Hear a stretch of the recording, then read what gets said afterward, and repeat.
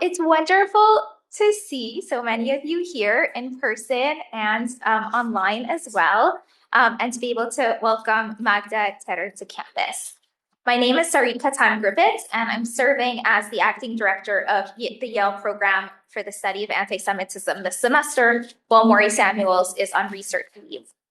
So I want to begin by expressing thanks to Maury for all of his hard work initiating the Scholar in Residence program, of which Magda is our inaugural visitor.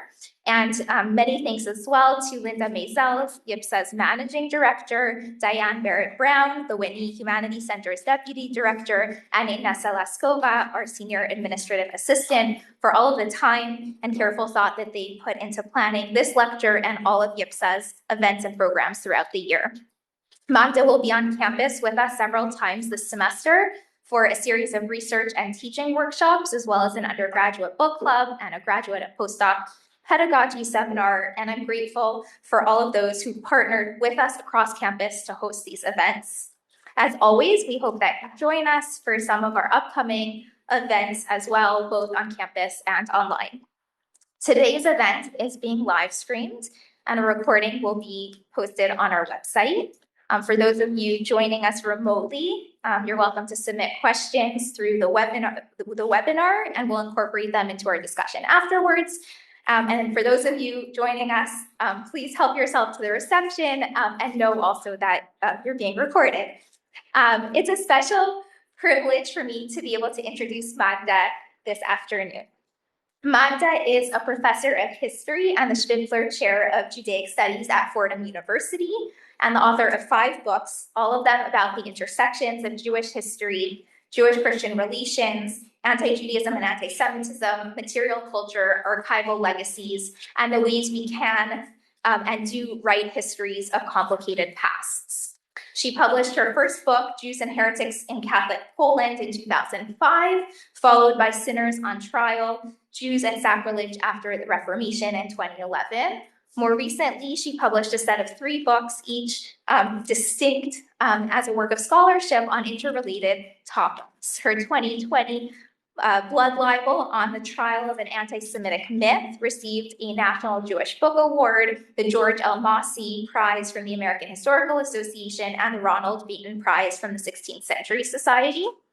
And inspired by her teaching experiences at Fordham, and in particular by co-teaching about Jewish and Black history and about the history of anti-Semitism and racism, she published a groundbreaking book titled Christian Supremacy, Reckoning with the Roots of Anti-Semitism and Racism.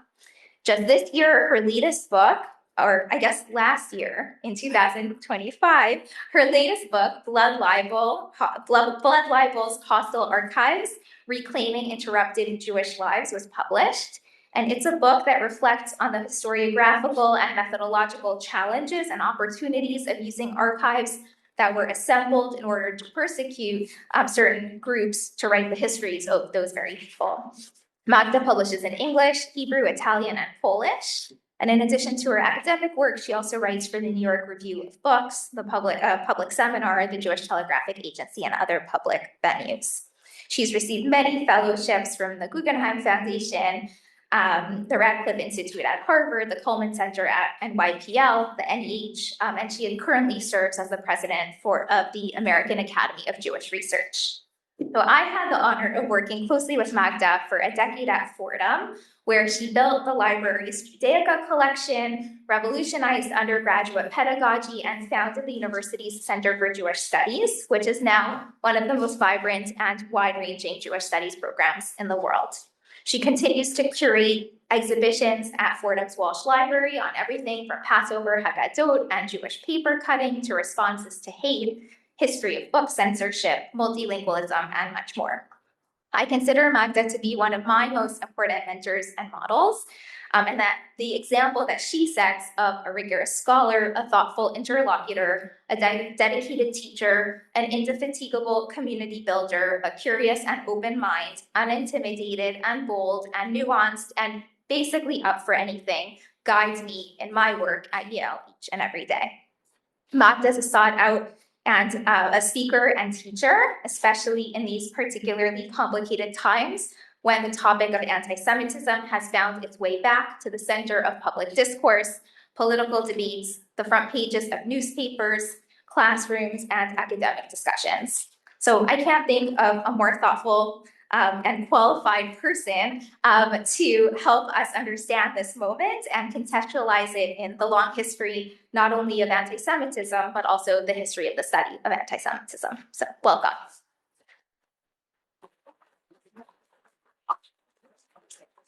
Thank you, Sari, for this introduction. It just makes me very nostalgic for our years together at Fordham, and it's an honor to be here and to be here with you. So I really am grateful. I'm thankful to the Yale program for the study of anti-Semitism and for inviting me this year. It's a great honor to be the inaugural visiting scholar. And of course, to Maurice Samuels, Sarit, Linda Meisels, and others who made this idea turn into reality in IRL, right, in real life. I was here, gave a talk last year here virtually, so it's very nice to be with you here in person and have the opportunity to interact with so many of you here. And I've already had the last 2 days to do so. So thank you so much for this wonderful opportunity. As Sarit already mentioned, and I don't think we need to say it, but we live in troubled times, in the times where hateful rhetoric and even violence are valorized, times when it is difficult to have conversations about difficult topics, to face the past and the present, times when it is really increasingly difficult to disagree with one another. We're losing that ability to discuss difficult things, and we often resort immediately and are taken up by emotional responses to situations we face, we hear. And in fact, we don't have patience to stop, listen, discern, and instead we jump into judgments and conclusions, and we're witnessing in the level of political discourse that has descended, plummeted to the levels we haven't seen probably in decades. And of course, as we all know, social media certainly encourages this and fuels this by encouraging us to find bubbles and ideas that and surround ourselves with people with whom we disagree, who affirm what we already believe and reinforce these beliefs. When I teach and write about these difficult topics, I always tell my students and the audiences that the idea is not to agree and to affirm what we believe in or to debunk ideas or block, as some might do on social media, but rather to come out of these conversations, of readings or of talks with new thoughts and new questions. So even in the disagreement, we might be forced to think ideas. And I do hope that in today and over the next over the weeks during the semester, I hope that we all will engage with one another and leave this exactly, maybe not always in agreement, and that's not my goal to do so. I'm not a missionary to convert you to what I think, but to engage and to think and perhaps think new thoughts and ideas. And I expect that for myself from you, as I hope you will take from me as well.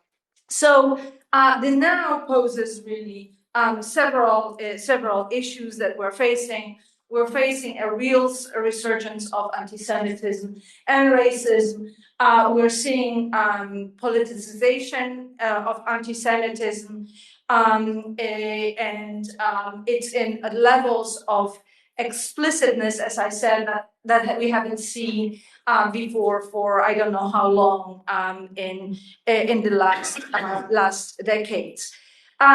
So many people are asking, in fact, whether it is the same or different, whether it means that something worse is coming. Is it a manifestation of the oldest hatred or the eternal hatred, as anti-Semitism is sometimes seen? And what are the dangers of thinking about anti-Semitism in those terms? Scholars have for decades, in the last 100 almost years, have been wondering whether what we're seeing is in fact the same across the centuries, and how to handle that, both the longevity of anti-Jewish hostility, but also not to resort to what Hannah Arendt called eternal anti-Semitism, or the eternal theory of anti-Semitism, which she, I think, correctly cautioned against, because that naturalizes anti-Jewish hostility. It means that, as she wrote, outbursts with no special explanation, because they are natural consequences of an eternal problem.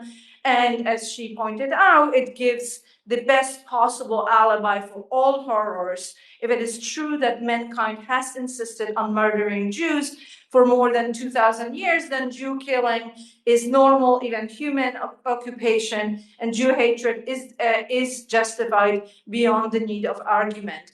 Now, notice that she is pointing out to murder, to violence, and that's, I think, also an issue of how we are thinking about anti-Semitism in these very extreme ways, and I hope we'll get to talk about it. So the problems with this longest hatred, eternal framework is that it provides alibi for the perpetrators, it normalizes anti-Jewish hostility, and it also tends to blame Jews for what happens to them or what is done to them. And this is something that was picked up already in the very early works on anti-Semitism.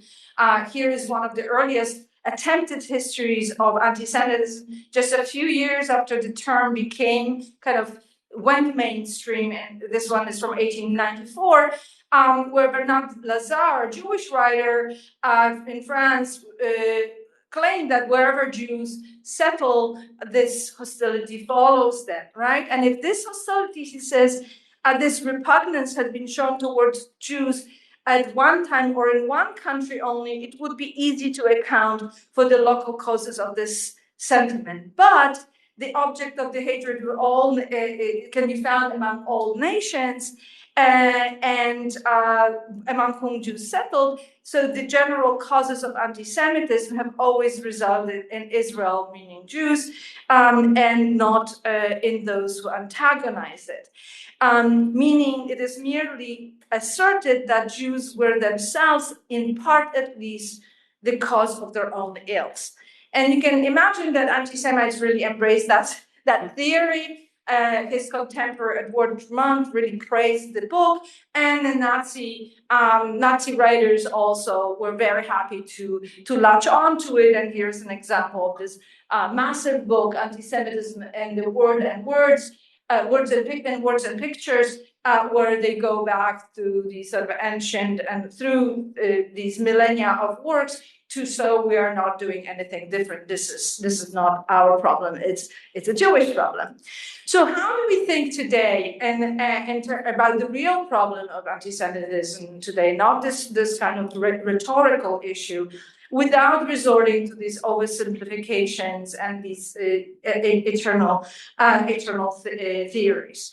I want to point out that the approaches to anti-Semitism and the study of anti-Semitism have highlighted a number of issues. So, studying the perpetrators, the whole field of anti-Semitism studies since its very beginning, if you bracket the early attempts like Bernard Lazare, but from 1930s essentially, have focused on the studying of the perpetrators, right? We analyze literature, rhetoric, films, images produced by those who are hostile against Jews, who now are called anti-Semites. We focus on hatred and analyze, again, ideas argue about definitions. Historiography of anti-Semitism studies has been shaped by the Holocaust, both the impact of the Holocaust as a paradigm for anti-Semitism. When I ask my students what comes to mind for anti-Semitism, they think Holocaust immediately, right? This sort of extreme manifestation becomes the kind of paradigmatic idea. And also the whole field of anti-Semitism studies since 1940s has been trying to explain how the Holocaust happened and why, what happened in this sort of history that led to that event. So is something missing in this whole field of now almost centuries old field of studies? What's missing is Jews as people. We do not talk about Jews as human beings in anti-Semitism studies. This is the realm of Jewish history. We talk about Jews and Jewish experience in Jewish history, but we don't talk about Jews in anti-Semitism studies. That's entirely missing.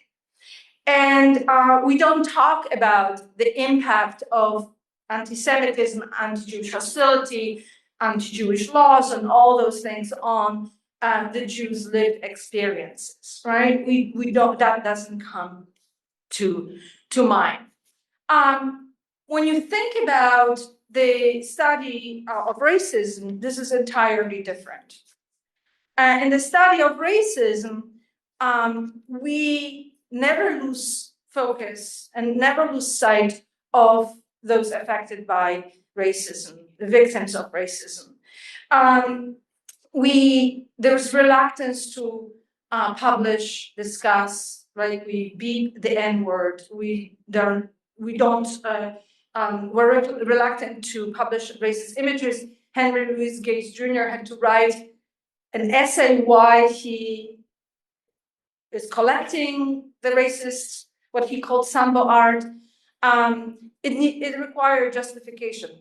We as scholars of anti-Semitism have no problem showing you all that nasty stuff. And the focus on obviously what the policies and racism does to people and understanding that racism is itself a legacy of slavery and has continuing, if not a long impact that is still felt today. With anti-Semitism, there's often that historicization of that was in the past. Right now, everybody's like, it's not in the past. How do we handle that, right? The courses of anti-Semitism until recently had been in history classes. So how do we think about the real problems today, and what are the questions in my mind, but we might have different of the now. So very fresh with us is the government responses and the politicization of anti-Semitism, and we're all feeling it, especially in the academic world. The relationship between anti-Zionism and anti-Semitism, that's what certainly our students are asking and are hungry to understand how they handle the current crisis and how what vocabulary to use and how to do it. And I would also add the question of relations between anti-Semitism and the questions of empathy, especially empathy concerning Jews. So let's start with the government responses to anti-Semitism.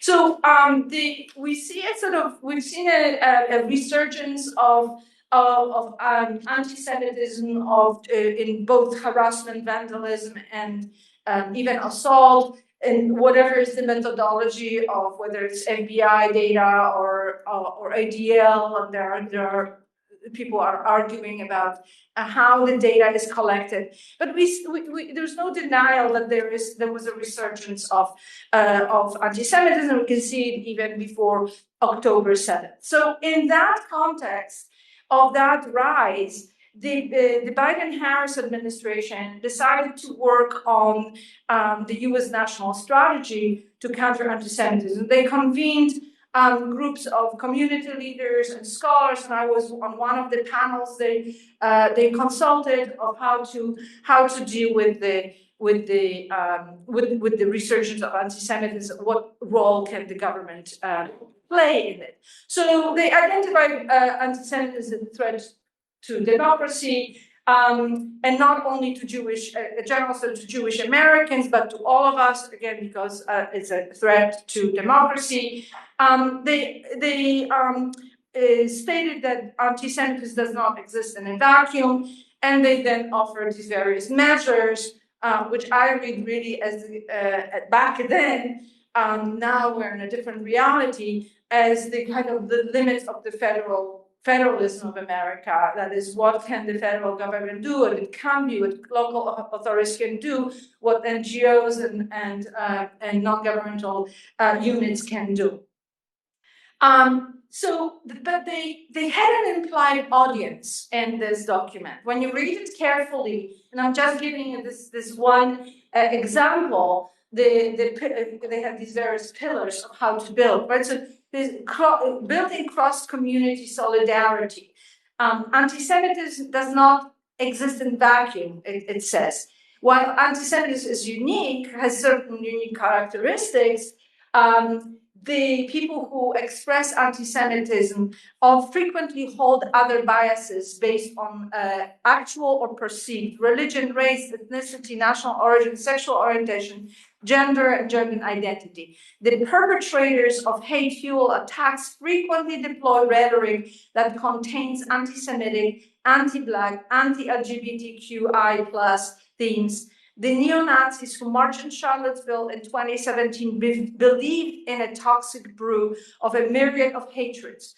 Those who target Jews also target women, Black, Latina, Muslim, and so on and so forth, right? The implication is that it's an effort to build solidarity of those persecuted group with Jews as attacked all from the right? In that way, and the references to Charlottesville, and that is, this was issued in May 2023, right? So months before October 7th attack. After October 7th, there is another spike in anti-Jewish and anti-Israel hostility, and ADL sometimes confuses it, but in that chart, they separated how they classify these things. But when you look at this chart, you can see that this spike is not just in what's on the red that they classified as anti-Israel incident, but also in the not related to Israel incidents. When the Trump administration came, they issued a number of executive orders, and they were not shy. There was no implicit audience. It was a very explicit audience, right? So here you have the White House January 30th fact sheet about anti-Semitism. The language is very explicit, going on offense to enforce law and order, to protect civil rights. Immediately after the jihadist terrorist attacks against the people of Israel on October 7th, pro-Hamas aliens and left-wing radicals began a campaign of intimidation, vandalism, violence on campuses and streets of America, right? There is no other thing. It's a very explicit what they are seeing as a problem. And then now President Trump has promised that the federal government will. And look at that language. Protect the civil rights of our Jewish citizens. My promise to Jewish Americans is this: with your vote, I will be your defender, your protector. I will be the best friend Jewish Americans have ever had in the White House. The way I read it, aside from that explicit target, is that protection is very paternalistic and it's conditional. It's with your vote. Right? What is interesting about it is that the target is clearly what they see as anti-Semitism filtered through anti-Israel sentiments on the left. But when you look even at ADL's own data, is that not only are a lot of incidents not Israel related, but even those among that are Israel related are not all coming out of the left. 75% of white supremacist propaganda is anti-Israel. But that is missing from the government response, right? So how do we handle, and what are the ramifications of this kind of politicization and even protection, politicization of protection of Jews? So one thing is, I'm a historian, like, this sounds familiar.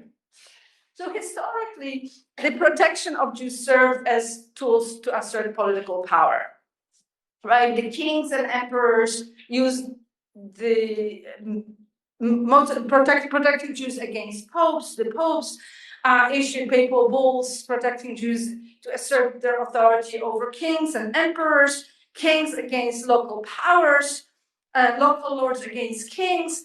Jews were these sort of pawns in the power struggles historically. And I think today, when we are trying to assess how the idea of protection or response to anti-Semitism can be thought about and treated, we should be thinking about, is it principled, right? Are people who are stating things, and I'm not even talking about government, but other groups saying, oh, we're not anti-Semitism, we condemn something. Is it really principled, or is it targeted or specific, or is it self-righteous, or is it hiding something else? And what are the ramifications of that kind of politicization of anti-Semitism that we have? And I think the ramifications of this protection is that there is increased hostility toward Jews. That is, Jews are then blamed for defunding universities, for all those things, for this. So there's actually the protection is, and why are Jews singled out? Why do they need protection, not other groups, right? So that increases the vulnerability. And also it shows this kind of conditionality of support, if, with your vote. And the consequences are that there's a trivialization also of anti-Semitism, right? So coupled with that idea that anti-Semitism is like the Holocaust, then with this politicization, we see, anti-Semitism is a label to silence truth and to justify evil, right? It's discounting of any real issues and discounting the existence of anti-Semitism. The other issue that came out, and it's related in that politicization of it, is that question that about what's the relation between anti-Zionism and anti-Semitism, and our protests against Israel inherently anti-Semitic. And again, it's discerning, it's reading the language and the literacy on that is. But the other question is, and this is something that David Grossman asked in his essay in the New York Times in 2024, what is it about Israel that provokes this loathing? Why is Israel on the planet's 195 countries alone and being conditional, if it's as if its existence depended on the goodwill of other nations of the world, right? Why are we not seeing protests about Sudan and the massive millions of people who are being displaced all over the world? Why is it that Israel has a special place of that? And the other question that is related in some way to what I've been talking about, this sort of discounting of anti-Semitism, and that is the question of empathy. And believing Jews when they say this was anti-Semitic, or this is, and this is just an example of that, which I think illustrates the point. There was a graffiti from 2022, "No Mercy for Jews" in Bethesda, Maryland. So empathy and blame. I think one of the anti-Jewish stereotypes are difficult to maybe elicit empathy, as one of my students said. It's very difficult to have empathy for rich and powerful. and these are the stereotypes that are around. And the other thing is the blame, right? The casting blame, something that Jews do for which they bear responsibility for what happens to them, right? So just like Bernard Lazar had that, and then the statement of the Harvard Palestine Solidarity Group after October 7th that they hold Israeli regime entirely responsible for the unfolding violence. Today's event did not occur in vacuum. The apartheid regime is the only one to blame, right? This is on October 7th, but the responsibility for what was happening was immediate cast blame. And I think this is a product of really long habits of thought that have been shaped and created this almost subconscious way of thinking about Jews. And this is not my idea. W.B. Du Bois talked about habits of thoughts in relation to Black Americans and how they are thinking about. Sociologists have been talking about these habits, habitual thinking for decades in scholarship now. But let me just give you an example. So, and I'm sure you have it in the library, the Hartman Shekels 1493 Chronicle of the World from the creation of the world to 1492, although he doesn't know yet about the discovery of the New World, so he doesn't talk about it. But there are 12 stories about Jews in post-biblical world, right? And they are all talking about something bad happening to Jews or something bad that Jews did. And what happened to Jews that was bad, they were expelled, they were burned, they were killed and plundered, burned, set on fire, and so on and so forth. It all happened because they deserved it, because they did something apparently that deserved that punishment. And these are the only stories that were there about Jews, right? They do something bad and then they are responsible for their deaths, for what happens to them. There's also, and we talked about it a little bit today in the question of understanding the destruction of the temple, why things happen. And in the ancient and then later medieval literature, there is this sense of responsibility also within Jewish texts of why bad things happen. It must be because of our sins. Right, so it is now in Jewish liturgy, right? But it was a coping mechanism. It was a how do we explain without throwing God and everything out with the suffering, right? But we have this, and this is a particular passage that's related to the question of exile and losing the land. That was because of our sins, right? Because of that. The calamities that happen are divine decrees that are meant to punish us. So this is kind of coming from both sides, both ways, both internally and externally. What happens to Jews is a form of punishment, and all we can do is pray to God that He will do something to annul the designs of those who hate us, to thwart the plans of our enemies.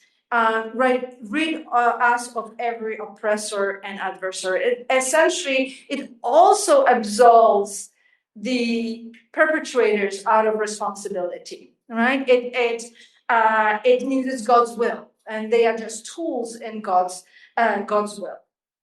So there is a deep, I think, imprint of centuries of millennia of theology in this kind of thinking about it. And in the current moment, I see three anti-Jewish tropes being played at the same time. Jews as killers, that's in the context of the violence in the Middle East, Jewish power, and Jewish exile, how it relates to the right of Jews having their own country. And I think these are sort of fruits of long-standing habits. So the tropes of Jews as enemies and killers of Jesus, get transformed into broader ideas of enemies of Christianity. Then they become cast as killers of Christian children, or children, Christian children, and children, and then also, and that filters also into Islam, killers of the prophets. How does it come through today? Obviously, the crucifixion. This is through media, the early modern example of one of those accusations that Jews killed children. But that comes up in modern period as well, Jews as crucifiers. So here you have a Nazi publication from Der Stürmer. Germany is the crucified Christ. And then on the left, right, I don't know, is Palestinians are the crucified being crucified by Jews, right? So that idea is, and I'll spare you the images, the cartoons that show graphically the sort of the murder and destruction, the playing on that idea of children or dead Jews that are cooked. There's also, in the trope of Jewish power, comes from and I gave a longer talk last year on this, from the trope of theological conception of Jewish perpetual servitude. So I'll briefly summarize it for you, because that point is important, I think, for understanding the question of also anti-Zionism in this way. So pre-modern theological ideas of hierarchy and legal subjection of Jews, both under Christianity and Islam, but under Islam, it's a hierarchy of Muslims versus non-Muslims. In modern citizenship debates, the rejection of Jewish equality and the reaction to equality through exclusion and other forms of discrimination, and a form of resentment of Jews' social climb, their political participation as citizens, and their exercise of citizen rights. And in America, in particular, it's cast in terms of Jews becoming white, quote unquote, and that's because, of course, citizenship is cast along racial lines. So briefly, theology and law of Jewish servitude and inferiority, which really has an impact on even today's thinking about Jews.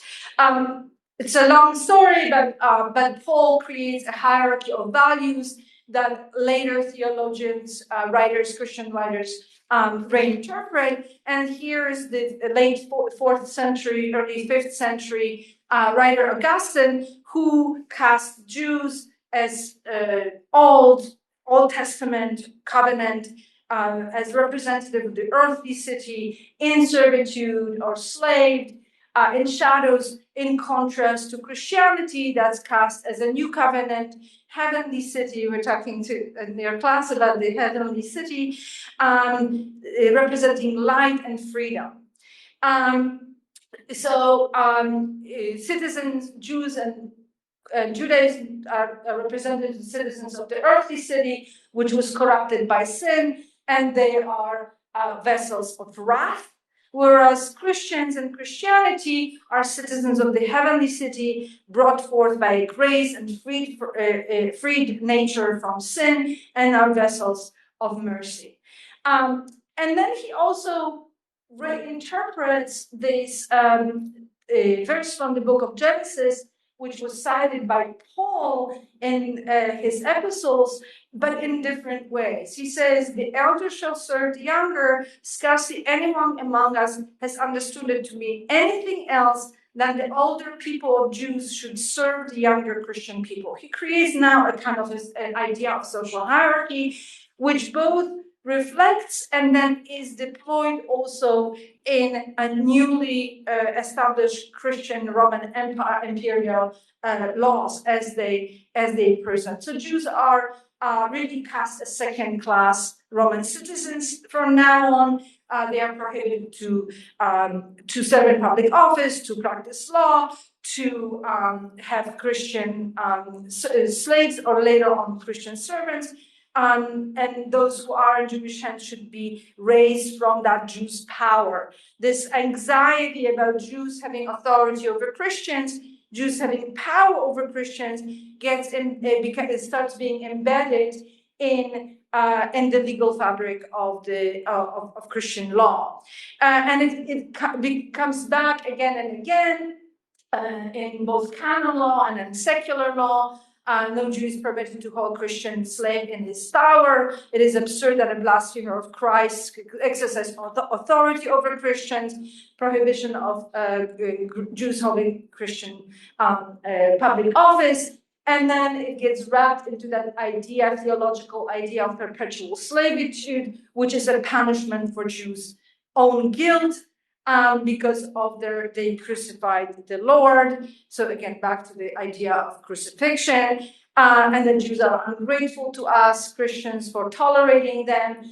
And this Pope asks the rulers to restrain the excesses of Jews so that they shall not dare raise their neck, bowed under the yoke of perpetual slavery, lest the children of a free woman should be slaves, the children of a slave, but rather as slaves rejected by God, Jews should recognize themselves as slaves of those whom Christ's death set free.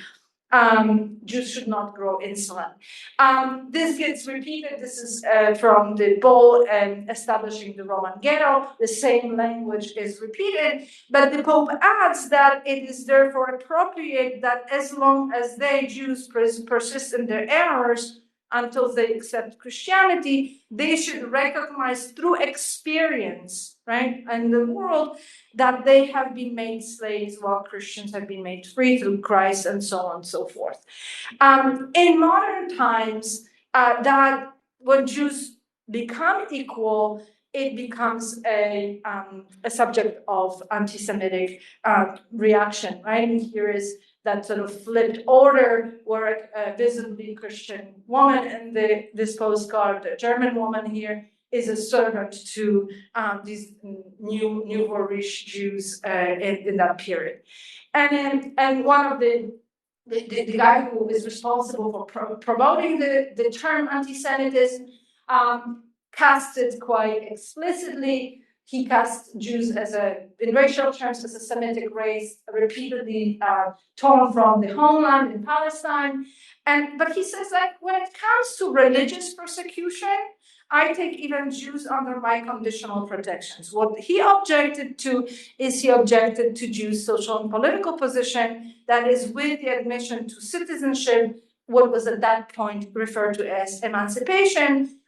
Jews essentially asserted an alien domination over Germans, and then he implored Germans not to elect Jews as the alien masters in the parliament, and also not to make them judges and legislators. Again, very similar, right? The Roman law and the subsequent centuries of prohibition.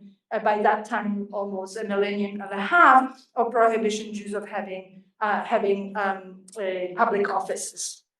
So in Islam, just briefly, the pact of the Dhimma preserves Jewish rights and that of non-Muslims to practice their religion and accepts them as a tolerated minorities, but under these humiliating conditions, which sometimes were and sometimes were not applied. But in the modern context, some of that rhetoric comes back in the political context with the rise of Zionism. And here is a quote from 1917 from the mayor of Jerusalem, Musa Kazim Husseini. He says, "We Arabs, Muslims, and Christians always sympathize profoundly with the persecuted Jews and their misfortunes in other countries.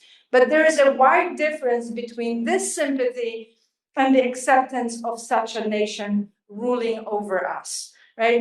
That language of Jews ruling over people keeps reappearing in different contexts. So the modern trope of Jewish power emerges not necessarily from actual Jewish power, but emerges from that that language and legal reality of Jews as inferior, and then in modern times, their social claim and equality. And of course, for us today, raise also real questions about the power and the exercise of power of the state of Israel. The theological echoes are also seen in the discourses of modern anti-Zionism, and let me give you some examples that going through some first theological ideas of Jewish exile before we get to the modern period. So Jewish exile is a result, a punishment for Jews' sins. Again, I can give you not a million, but a lot of examples. I'll give you just several to get a sense. But here's from Tertullian from about the year 200. Because they had committed these crimes, their land had been made a desert. I'm skipping, obviously. Their cities utterly burned with fire, while strangers devoured the region in their sight. The Jews were predicted as destined to suffer these calamities on Christ's account, and we find that they have suffered them and see them sent into dispersion and abiding in it. Our friend Augustine also refers to that. He actually interprets it as a way to protect Jews from destruction. Jews raged against Christ in the city of Jerusalem, for where they reigned, where they were puffed up, where their necks their necks were lifted up. After the passion of the Lord, thence they were rooted out. They lost the kingdom, wherein Christ for king they would not acknowledge. In what manner have they been given unto reproach? See, dispersed they have been throughout all nations, nowhere having a settlement, nowhere a sure abode. And he, in another place, compares Jews to Cain and says they are like Cain, the killers, doomed to wandering until they accept Christ, and then they can stop being Cain. Switching centuries, and again, I can give you more examples. Martin Luther turns to that again, talking about what happened in Jerusalem. Jews rejected Jesus when he appeared in Jerusalem. They would not hear of it, and they did then what they still do now. They are obstinate and absolutely refuse to give an ear to it, that is to Jesus' message. Then came the Romans, who destroyed Jerusalem, took the villains by the neck of their necks and cast them into the dungeon of exile, which they still inhabit and in which they will remain forever, or until they say we're willing to acknowledge it, that is, we are willing to accept Jesus. This Jewish exile, this idea of Jewish exile, conversion and right to return, really permeates some of the modern reaction to Jewish equality, but also anti-Zionist reaction as well. In the debates over citizenship, that comes back, that Jews live in exile and shouldn't have these rights. They have riots of 1819 in Germany, reaction to Jews' claims on equal rights and citizenship in the post-French Revolution era. The slogan was "Heb Heb, Hierosolima est perdita," reminding Jews Jerusalem has been lost, reminding them they are in exile, that they shouldn't dare to rise up and demand equality. And I would argue that the idea of exile is also part of the reasoning, again, unconscious probably, of the rejection of the legitimacy of the state of Israel. And I think that might help explain the question that David Grossman asked, why is Israel different from other states? So a Methodist priest writer, the president of the Dickinson College, I think, John Durbin, in his travel across the Middle East, he went to Egypt and Syria and what he called Palestine in the middle of 1800s. He ends his very curiously, Ensis traveled with a chapter on the restoration of Jews, and he has these theological theories about the idea of restoration. And he said the first one is that the restoration was accomplished in the return of Jews from Babylon. That is only applied to one exile. There are no multiple exiles. There's only one, and that has been accomplished in the first exile. That's what the prophecies talk about. The second is that it's really just theological. It has nothing to do with anything political. It's the conversion of Jews to Christianity. They will finally be restored to the favor of God in the new covenant. Then the idea that all Jews will be gathered from all quarters of the earth, and there will be a political establishment, a state in Palestine. And then finally, that Jews scattered abroad in all nations shall be converted to Christianity, and that they shall return to Palestine in sufficient numbers to people the land and to constitute a permanent political state. And the question was like, in which order this was going to happen, whether the conversion happens first or whether they first establish a state and then the conversion happens. He comes out on the fourth, by the way. He thinks it's the last option and that the state needs to be established first for Jews to convert to Christianity. When in the Catholic context, when Theodor Herzl met with Pope Pius X, the Pope told him, "We cannot prevent Jews from going to Jerusalem, but we can never sanction it. The soul of Jerusalem, if it was not always sacred, has been sanctified by the life of Jesus. Jews have not recognized our Lord, therefore we cannot recognize the Jewish people. I know it is not pleasant to see the Turks in possession of the holy places, but we simply have to put up with that. But to support the Jews in the acquisition of the holy places, we can't do it." And that becomes a kind of official church position, and especially during the debate over the British Mandate and what will happen to that region after the collapse of the Ottoman Empire.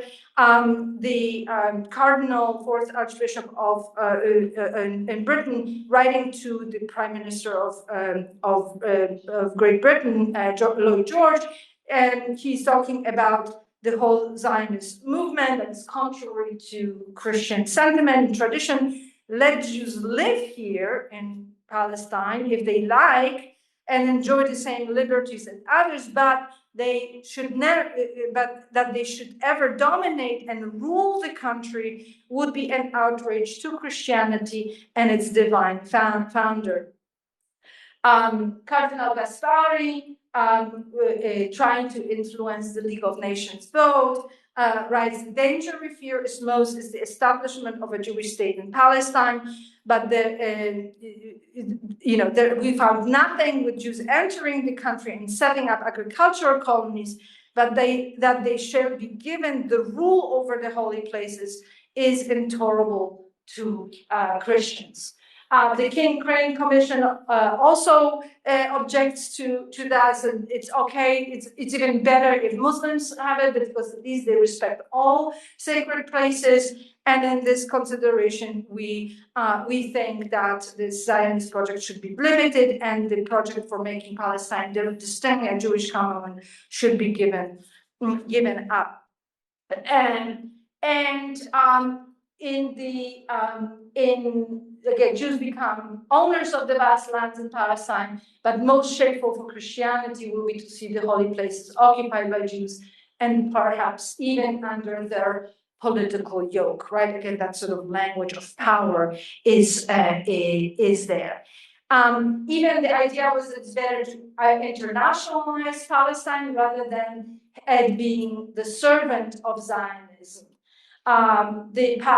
The being under Muslim rule was better than the new subjugation that would be under Jewish political rule. We've seen that similar sentiment in the statement of Musa Kazim Husseini, and then also in the writings from the Research Center in Beirut for the PLO. Do Jews have a divine right to Palestine? And here Fayez comes on the first, arguing that they lost the land because of disobedience, that this was a punishment for their disobedience, but also goes and argues that the whole return from exile only applied to the Babylonian exile, has been fulfilled, and there's nothing to argue about and making theological statements here. More recently, this was echoed in a talk and a publication by Mahmoud Mandani, in which he talked about a Jewish homeland in the historic Palestine requires the dismantling of a Jewish state. Palestine can be homeland for Jews, but not for Jews only, and Jews can have a homeland in historic Palestine, but not a state. I don't think it's just a sort of modern, I mean, he may not be thinking in those long terms, but that language echoes those really, if not decades, even centuries of writings. So what does it all mean now? I think I would argue that some of the ways of thinking is shaped by some theological ideas that leave a deep and often unrecognized imprint. I think even in secular discourse, I don't think many people think theologically, but that those messages are contained in discourses and in cultural thinking and habits of thinking that have been shaped by centuries of both discourse, but also structures of powers and hierarchy. Is it hatred, right? Antisemitism is thought to be talked often as all this hatred, and I'm not convinced. There is hatred in some manifestations, but I think we have to think more carefully about these power dynamics that developed over centuries, conceptions of social hierarchies, modes of exclusion, and I think these sort of using questions of power as an analytical category can also help us disentangle some of these issues about how to talk about what's going on in Israel, because we can think about hierarchies, laws, and power in those ways that don't necessarily resort to these anti-Semitic tropes. And finally, I also think that we need to kind of move away from all these debates and definitions and what anti-Semitism is, and think more deeply and describe what people call anti-Semitism does and how it impacts lives. And David Engel had talked about it. He even said away with definitions, just describe what happens. Rather than arguing about trying to understand what anti-Semitism is and debating that. And I think that the reason why someone would would spray "No Mercy for Jews" in Maryland or think not master empathy for Jews or discount anti-Semitism is also a kind of a legacy of this idea of divine punishment, that Jews deserve their fate, that they deserve what they get. And when they become successful, it's cast in those terms of they have too much power, they have too much money, and said, why it's too much? What's enough, right? Why are some groups we had in class, we're talking about the idea of Jews and money in the US, and there is the legitimacy of Jews having money, but there are all these, pre-modern portraits of Christian merchants like showing sacks of money, and that is not seen as something derogatory, right? And what I started with by outlining how anti-Semitism has been studied, I do think that we need to reintegrate Jewish experiences and the stuff from Jewish history and mix it up with into the studies of anti-Semitism to have a reflection of Jewish lived experiences, and also to give us a broader spectrum of language and of experiences, rather than only, like Arendt was talking about, murder and violence or the Holocaust, but also these various other expressions. And again, when we think about racism, we can think about a range of expressions of racism, from microaggressions all the way to slavery and lynchings. We don't have that. I think the scale of thinking about anti-Semitism is much, much more narrow. So I'll stop here, and I very much look forward to your responses. Thank you very much.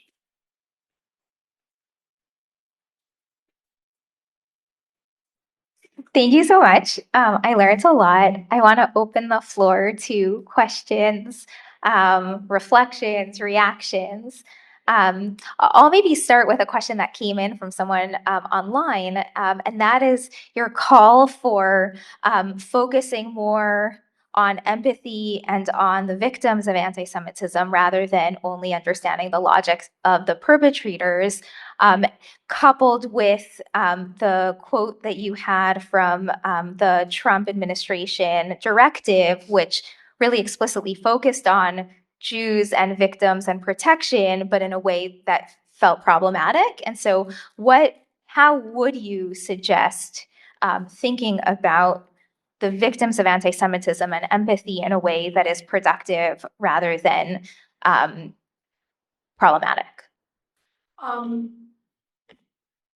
I think again, I think we could learn from the way racism is thought about. That is listening to people and people's experience, not necessarily the Trump administration. I'm big there, okay. Not necessarily just administrations or organizations telling people how. And I'm not sure whether they're responding to feelings and acknowledgement here because of the language of that. But when there were all these, I've been hearing, I don't have any, it's anecdotal, but when there were all these anti-Semitist task forces, there were always these, I would hear like, well, we should have some scholars on it, not just Jews telling us about how they are feeling. And I just can't imagine that that would have been the case on any other kind of task forces dealing with forms of discrimination or with other groups. So I think thinking and reading and looking, whether it's historically or in modern times, of how people are responding to it and how they are feeling, without discounting as, Jews are just complaining in that way, when somebody might. And I think this reason is, whether there's this reaction, is again because the scale of thinking of anti-Semitism is so narrow. It's violence, murder, and Holocaust. And it's not really thinking about all these other manifestations of exclusion, whether it's social, whether it's scheduling, departmental events on Friday night, or certain things that might not feel, might be exclusionary in some ways. So I think we need to sort of expand that scale of thinking about it.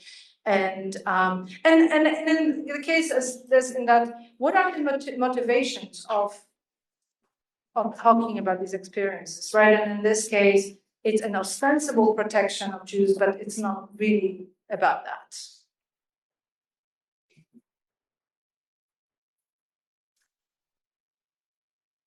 Thank you so much for this, Magda. It was amazing. I learned so much. I feel so lucky to learn from you and think with you.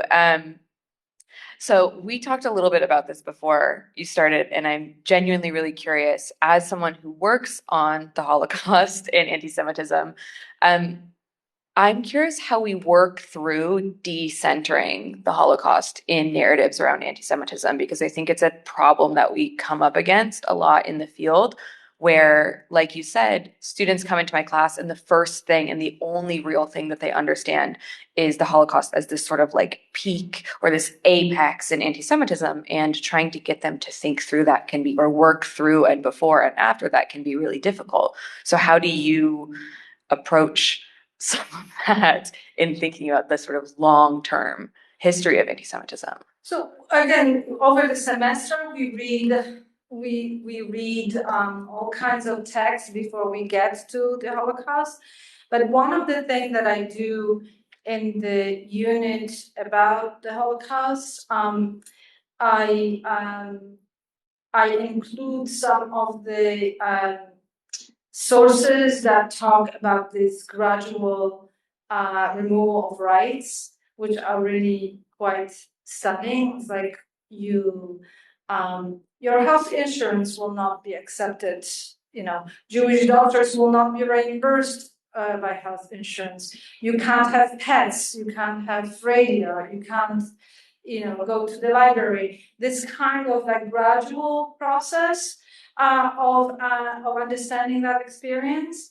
And again, as years ago, the Auschwitz Memorial tweeted the gas chamber was the end of the line. It didn't start with gas chambers, right? So not having the murder as the pattern, that's the end, so that's where it ends, but trying to understand how the process, and that it's contingent all throughout the time, that it's not the leading up to it. It's not inevitable in such way, but trying to recognize. And I think thinking through, again, historicizing it, moving away from, I would say, this emotion of hatred, because it's much more difficult. I mean, there is a history of emotion, but it's much more difficult to historicize emotion. Like, why are people hating Jews? If you ask that question, it's like, what are Jews doing that they are being hated, right? It's that kind of question that can, and I think that's why it flips back into blaming Jews for what for what happens to them. But I think we have not paid enough attention to the systemic and structural aspect of anti-Semitism. That's what shapes the kind of habits of thinking about Jews. It's not like people are reading Augustine or reading Luther or anything like that, but they may not. But they may know that Jews are not supposed to hire Christian servants, right? Or they may know that they are not supposed to come into certain places, or that they are supposed to come back and sleep in the Roman ghetto and not be found outside in a tavern or something like that. So I think we need to sort of think more deeply about it. And for me, as a scholar, about sort of going away from the question of the decentering Holocaust, but for me, it has been very unsatisfying with literature on what is anti-Semitism, these various explanations, and I just couldn't. It was not convincing that some of the vignettes from the New Testament would be resonating with people that would lead them to this kind of violence. But it was not very, and only when I started thinking, and again, I may not be persuasive, but that's what persuaded me to start thinking about in terms of this structural, the power, the law, that kind of framework, and understanding how it works systematically and how it's then not deployed later, because it's a reaction to kind of the modernity and Jewish inclusion, what eventually ends up as murder of millions of Jews. Sorry, moderate.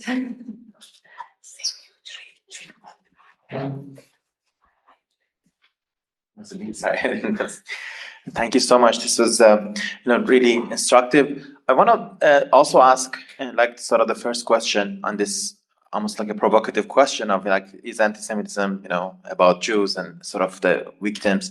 The question that I have is like twofold. First of all, so isn't it also the case, though, that there seems to be a lot more anti-Semitism than that there are Jews, that there are Jewish people? I.e., in tons of places, anti-Semitism exists. Let's say in Thailand, in 20th century, often very little Jewish population, but a lot of anti-Semitism that is Jews' fathers. There's a famous tract written by a king of Thailand called, Chinese, the Jews of the Orient, that is used, and in other cases, other places, in different times, and relatedly, so isn't it also the fact that the anti-Semitism can have corrosive effects on public discourse and all that, that is not best understood in terms of other racisms in a sense, right? Because something happens when you think that, like with Kanye West, for example, it's like there's something happens to the broader public culture. So how do we do that in the study to balance out to the actual big? Yeah, no, these are great questions. So two questions. One is like, why is anti-Semitism when there are no Jews, and why is it so widespread when there are? It's an important question. Why 15 million people are on the minds of billions of people, right? And I would argue that the reason for that is. I have to go back to these earliest Christian texts that as the nascent Jesus movement with Paul and his followers was trying to figure out its identity, its theological questions, and its place in the world where monotheism was only professed by Jews, and how they kind of emerge from that while Jews are rejecting that message. They embed, especially Paul embeds that kind of contrast between us believers in Christ and Jews, and that kind of that theological problem that comes out of Christianity as this small persecuted sect, where the idea of its theological superiority emerges from a place of weakness, then spreads as Christianity spreads, and those ideas about Jews and their inferiority and their assumptions about their sinfulness and rejection by God are then universalized, even in places where there are no Jews. So all Christians will think about Jews at some point in their lives, even if they have never or will never meet Jews. Then, of course, Islam draws from Christianity and Judaism, so Jews become embedded in Islamic sacred texts. And then with Islam spreading, they continue to be embedded as a kind of as a permanent feature, even though numerically there are very, very few Jews back then and now as well. So I would explain that, why Jews and why are they different from that. The other reason is Jews' inferiority is not because they are incapable, but because they are being punished, and that's why they are deserving to be in this way. So Jews are capable of trying to come out of that, and this is seen as a sort of a sinister kind of way that Jews are always trying to go around these limitations and get beyond those. This is very different from the racism as developed in the West, which draws from Christianity, but also from the Enlightenment ideas, and is shaped by the transatlantic slave trade and the colonialization. In those Enlightenment ideas about race are based on European kind of Enlightenment, proto-racial and intellectual superiority, and the idea that all these other peoples are naturally inferior. So I think there's this very important substantive difference in the way how racism against people who are non-European is cast versus those Jews. Jews are not naturally inferior. They are theologically deserving to be in a position of inferiority. That inferiority is imposed on them. And I think that's the kind of difference. So I don't know whether I answered both. We have a few questions here, but I would like to ask a few that came in online and then turn the mic over to the rest of you. One is inspired by Bad Bunny at the Super Bowl and sort of like the celebration of Latinx culture, and a question about where is or is there a role of the celebration of Jewish culture rather than sort of apologizing for Jewishness? That's one question. Another question that came in was that you discussed the conditionality on the right in terms of dealing with anti-Semitism and Jewishness. And the question was, what about the conditionality on the left of Jewishness and sort of the severing between Israel and Jewishness as sort of the condition for acceptance? And the third is from an employee at the university asking for sort of your guidance for how to think about all of these issues specifically in a university context. Okay, so first question about Bad Bunny. I always say that the best tool to counteract, I don't want to use the militaristic language of combating, but counteracting anti-Semitism is actually teaching Jewish history and Jewish culture. This is, I think, when I teach just my regular Jewish history classes, that's when the students really is like, well, why are people are obsessed with Jews? They're just like real human beings. Because then you really deal with the real human beings, their experiences, how they live, how they cope, in that kind of way, what they do. So absolutely, let's go in the kind of Bad Bunny way of dealing with Jewish history and Jewish Jewish experience. The other question was one was about conditionality, and the other campus. Yeah. So this conditionality, I don't know whether you kind of could see it, but there's the conditionality goes, the conditions change, right? So you have Jews will stop being rejected by God or will stop being kind or whatever, when they convert to Christianity. So you have to kind of remove that condition of Jewishness before you're accepted. In the modern times, with the debate over citizenship, they are not ready. They have to assimilate. They have to share these sort of particularities of Jewishness, and only then can we accept them. Well, when they do, then that's not enough, and that arguably then leads, because it's racialization, and this then leads to the development of eliminationist anti-Semitism.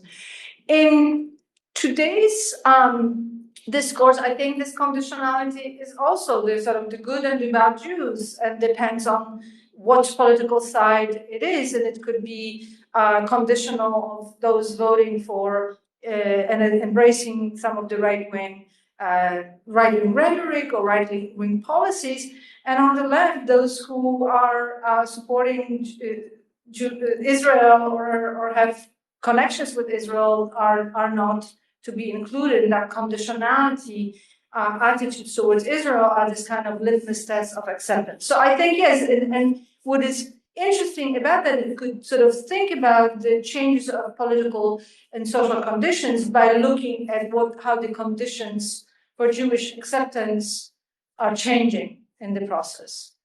And the third one was how do we deal with these issues in a university setting. I would want to table that till our might be discussions about pedagogy and other things, but ways to construct courses that address these different issues, making connections, and how in thinking through of how topics related to Jews, Jewish experience, Jewish history, anti-Semitism relate to other fields and correspond with other fields. It shouldn't be integrating Jews in courses about various regions. Jews, for better or for worse, lived in most societies, and there's always some kind of, not because Jews are sneaky and going in the various places, but there's always a Jewish component of some of the experience. And as a historically a historic minority, some of these connections between minorities and the treatment of minorities can be resonant. So I think there are ways to bridge these different approaches, and I would be really happy to sort of have these conversations as I'm here this semester to think through about curriculum, syllabi, and these kinds of ways of how they can be connected. Yeah, sorry, thanks. Yeah, fascinating stuff. Those old texts were really quite amazing. I just want to get back to what you were saying to the question here. I wonder whether the theological anti-Semitism, you keep coming back to that, but I wonder how relevant that really is in a kind of, anti-Semitism in modernity, where it seems as though Judaism seems to answer so many questions because the bankers are Jews and the communists are Jews and the psychoanalysts are Jews and the every problem of modernity which we cannot explain, which people find, what is it that's really what is it that's destroying our lives and controlling us? It's that power that we cannot see, obviously. It's the Jews. So I'm not inventing this. This is an idea everybody's run across. So I think there's that. But then, actually, that's just a comment. But my question about you mentioned a couple times that we need to go, instead of thinking about perpetrators, but think about Jewish lived experience. And I think that's very profound. But I also think it's very, very difficult because at this point in Jewish history, what is Jewish lived experience? It's infinite. Is it chassid? And not only are there, that's a banality to say that, but it's not just that there are many Jewish lived experiences, but that they are absolutely antithetical and opposed and hostile to each other. So that, you have Jewish currents and you have AIPAC, who really cannot even have a conversation with each other. And it seems to me, honestly, I don't know, what happened in Gaza over the past few years, and really Israel's actions over the past 20 years, I think that's just a profound, profound moment in Jewish history that we are going to have a lot of trouble just getting through, because we have never seen, since Jericho or something, Jews doing that sort of stuff to other people. And I think that a lot of introspection is going to have to really be applied. So let me try to tackle on that. Let's see. The first one was about sort of the theology and modernity. It's there are Christians who are bankers. There are non-Jews who are communists. In the medieval period, there were Christians, actually more Christians than Jews, who were usurers. And it was never sort of cast in those terms that this is an issue. But once Jews appear, it's a nice hook. It's a nice explanation, right? So it's a way to deflect the responsibility of a real problem. So yes, Jews are bankers. Jews are lawyers. Jews are here. I'm not saying it was irrational. No. But I'm saying it's a process that is. And if you look back at the medieval period, the word that is the reason why usury is connected with Jews is because the church tried to discourage Christians from lending money and being in that, not because Jews were necessarily doing it, right? So that's the kind of thinking that casts the blame, that's scapegoats Jews in order to allay the responsibility for that. The second question is, I think, is yes, and you kind of answered the question by saying there are all these like different peoples and experiences and different ideas. And one of the issues with anti-Semitism is that it talks about the Jews, and that it generalizes and stereotypes Jews as sort of a caste thing. And when you realize that you can't really talk about the Jewish experience or this and that there are these different views, that you cannot say the Jews thing or Jews have this attitude or that. No, there are debates, right? And in Sarit here will say debates within Jewish history are part of the history ethos of rabbinic literature and others, and throughout, political discussions over the time. So, what happens in Israel and the violence is horrifying. Other nations are doing that too, right? But the question that Grossman asked, why is that Israel is eliciting that kind of emotional response? And I think that's a question that's worth asking. And I believe that the reason for it is because it has that theological valence of that holy land and of that illegitimacy of Jewish power. So again, that's one of those things that we can ask ourselves: why is it that people are immediately responding to the questions of the present when there is a Jewish presence? That everything is sort of tainted by that kind of example of a Jew in the middle, even when others are doing similar things. We have many, many questions online, which I apologize to those online. We will not get to all of them. You can send them to me. Yes, and we will have more opportunities for questions, but we'll ask one final question in person here. Thank you. I tend to agree that the deep history and the theological anti-Semitism is very present. And I was curious your sense of the centrality of the rethinking of the relationship between Catholics and Jews in Vatican II. And, that seemed to be like Nostra Aetate in our new age. We are now coming perhaps to the end of a certain order and entering a new order. And I guess my question is, that whole process in the 60s built a reconsideration of Catholic-Jewish relations as one case for the Catholic Church grappling with other issues, reforming liturgy, but also rethinking the relationship between Christians and all non-Christians. I'm curious whether you think that we're in a moment that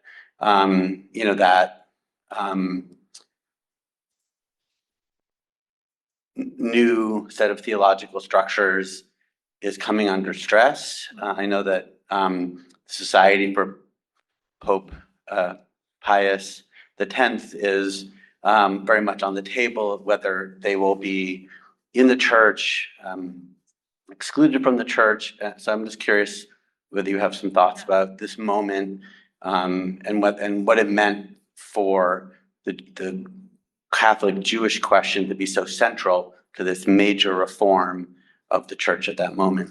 That's a great question, and so I always bring up this issue of Jewish Catholic rapprochement as a kind of a model for bridging differences and through really honest evaluation of historical attitudes and theology and views, and that can lead to this reconciliation. But like with any relationship, you can't let it stop. Like it's never an accomplished, finished stuff. You need to keep working on it.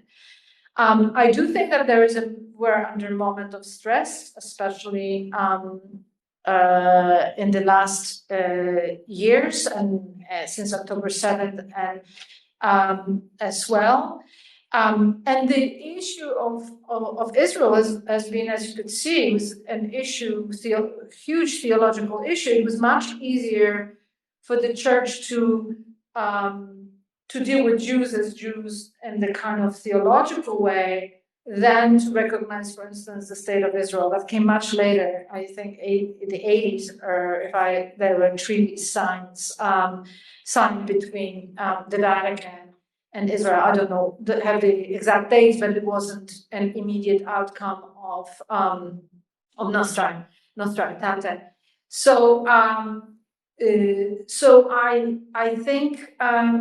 I think it's both a model and also a kind of a cautionary tale that we cannot just sit and and declare victory and say things were reconciled. And but if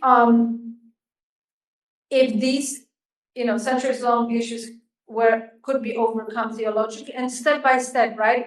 If you read Nostra Aetate, it's a very problematic document that still has a lot of baggage embedded in the language of that. But those conversations continued. So I think what it also gives us as a model is that we shouldn't sort of strive for necessary perfection, but engage and even learn a vocabulary to start speaking a shared language. And then maybe you can build sort of stronger foundations of stronger relations.